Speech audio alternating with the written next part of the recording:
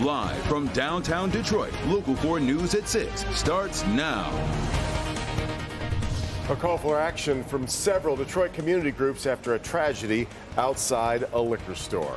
Activists say more needs to be done to keep people patronizing these stores safe. Yeah, it comes as a Detroit mother was shot and killed last week as she was leaving her neighborhood store. Sean Lay joins us live tonight with more on their message. Sean, good evening. Good evening, Devin and Kimberly. Look, at least more than one community group, they're saying liquor stores or gas stations either don't have security or enough security. They're stepping up with volunteers to walk people to their cars. One group is doing this in the wake of the shooting of Tracy Golden last week. This is video from last Wednesday night. That is 51-year-old Tracy Golden leaving her neighborhood liquor store on Grand River near West Outer Drive. A man walks up, shoots and kills the mother, wife, and beloved Sinai Grace respiratory therapist and takes off with her SUV. Her killing has touched a nerve in Detroit. Community activists like New Era Detroit calling on liquor stores to provide more security, and New Era members say they'll be out helping women get to their cars in parking lots, and they're not the only ones. Jackie Robinson is with the group The People's Action. What can you make of that? It's very scary, even me being a woman myself who lives in that community a couple blocks away from that store. Even before the shooting of Tracy Golden, this group is planning on neighborhood patrols in neighborhoods and in parking lots. It definitely hits home, but we definitely need to be vigilant. And we need more community efforts in order to protect our women and children. We try to be proactive. We're trying to catch it in the midst of the act. Back here live, Devin and Kimberly. Check with Detroit Police today. This is certainly an intense investigation into the homicide of Tracy Golden. Her SUV has been found. They have not found that gunman. Again, a very active and current investigation. They have gotten some tips, but no arrest as of yet. We'll let you know when that may happen. Back to you. Okay, Sean, thank you.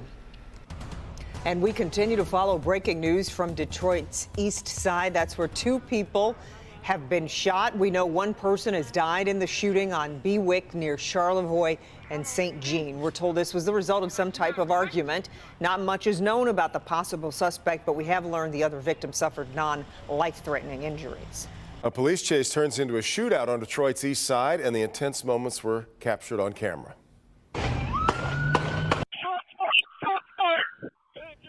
Those were the shots fired following a police chase through the streets of Warren and Detroit. Started in Warren, ended along a busy stretch of 8 Mile between Ryan and Mound.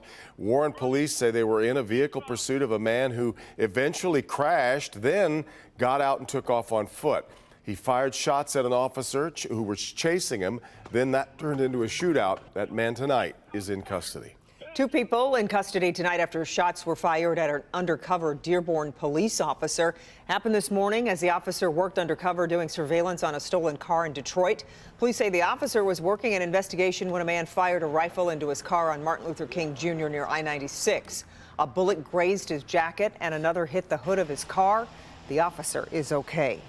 Disturbing story out of Grosse Pointe. Police were called to a Panera Bread after a noose was found in the bathroom of the restaurant. It happened at the Panera Bread location on Kirchville Avenue in what's called the Village. Grant Herms live tonight with more on where this stands. Do police have any idea yet who did this, Grant? Well, Devin, they do have surveillance video from inside, and they think they have their potential suspects. While they are still looking for leads, they are calling this a blanket threat. Grosse Pointe police say they're on the trail of several potential suspects after a noose was left in the bathroom of this Panera on the corner of Kirchville in the heart of downtown. Police say the crude noose was fashioned out of paper towel and left behind sometime last Friday night around 8:30. Police Chief John Alcorn talking about the incident over the phone. The significance of a noose is, I don't think you can characterize it as anything other than a threat. It represents murder and violence and hate. So there was no note with it. There was no graffiti with it. There was no name attached to it. So it was kind of just, in my mind, a blanket threat, and that's how we're investigating it. Chief Alcorn says they are looking for a group of teenagers seen on surveillance video, but the restaurant was busy that night and they don't want to rule anyone out. We have a group of what we think are 4 or 5 white teenagers that were in the store and used the bathroom. around the same time that this happened. Now, this is in the evening, not far from the dinner time rush. So there's a lot of people in and out of the store, and we have to make sure we're looking at everybody. Alcorn also stressing this is an isolated incident. We have not had anything like this anytime recently. This is a standalone. Now, the chief didn't want to speculate on motive of any kind. Again, there was no note or nothing left behind, although when we went into that bathroom today, we did notice that the baby changing station had been changed to read baby hanging station. The chief is asking anybody with any information who might know something. A lot of folks up and down here already knew about this story today. When we talked to them, the chief is asking anybody who might know something that might help them find who did this to call them right away. In Grosse Pointe, Grant Herms, Local 4. All right, Grant, we'll keep following as they drill down into that video.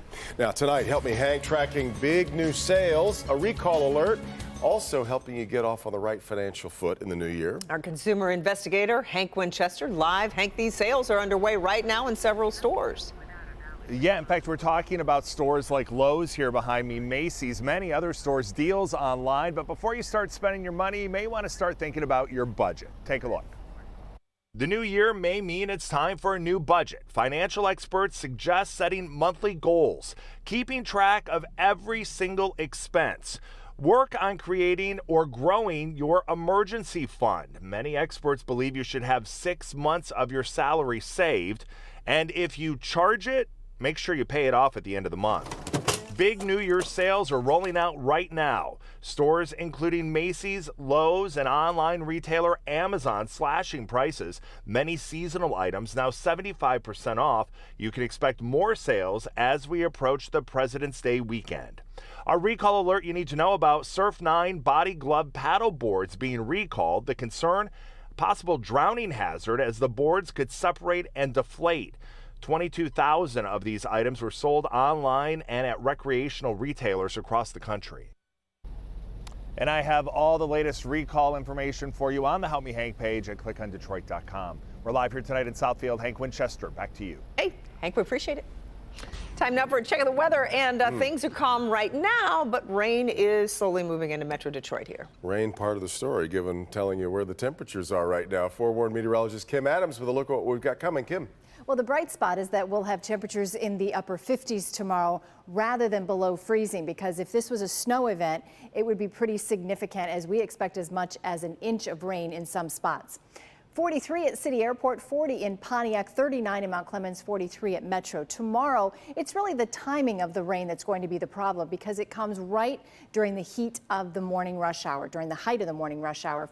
51 degrees at noon, 56 by 4 o'clock, 58 at 8 o'clock. So notice between 4 and 8 o'clock, as opposed to falling temperatures are going to continue to rise, but the heaviest rain will fall during the morning commute. And it also looks like we'll have some patchy fog as well. Not quite as dense as this morning, but enough fog to where that might affect your morning commute, especially if you live in the outer lying areas that are often prone to foggy conditions. So that rain and fog arrive right around 4 or 5 o'clock in the morning, just as the morning commute gets going. So it will cause some trouble, especially in those outer lanes where it starts to pile up and pond. You get hydroplaning and also the accidents in the morning hours when you have those conditions.